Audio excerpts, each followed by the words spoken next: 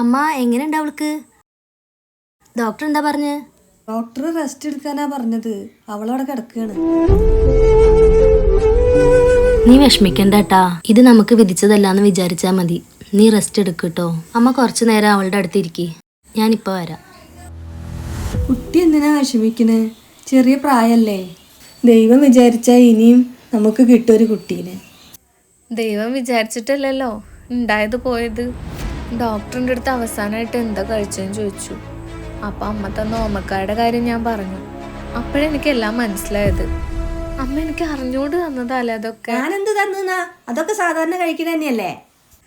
അമ്മയുടെ മോനെ അമ്മയ്ക്ക് നഷ്ടമാവെന്ന് വിചാരിച്ചിട്ടല്ലേ ഞങ്ങളുടെ കുഞ്ഞിനെ അമ്മ ഇല്ലാണ്ടാക്കിയത്. ഞങ്ങളുടെ കുഞ്ഞിനെ കൊന്നത് അമ്മയാണെന്നെങ്ങാനും ഏട്ടനെ അറിഞ്ഞ ആ നിമിഷം അമ്മയ്ക്ക് അമ്മയുടെ മോനെ എന്നേക്കുമായി നഷ്ടമാവും. പക്ഷെ ഞാൻ ഒരിക്കലും അത് പറയില്ല. അച്ഛനും അമ്മയും കൂടെ ഇല്ലാതെ ജീവിക്കണതിന്റെ വേദന എനിക്ക് നന്നായിട്ട് അറിയാം. നീ ചെയ്ത് പറയടി. ഇന്റെ മോനെ എനിക്ക് നന്നായിട്ട് അറിയാം. അന്റെ വാക്കൊന്നും വിശ്വസിക്കാൻ പാടില്ല. എന്റെ മകനെ ഇന്നെ ഒന്നിനും ഞാൻ അവിടെ വഴിക്കില്ല.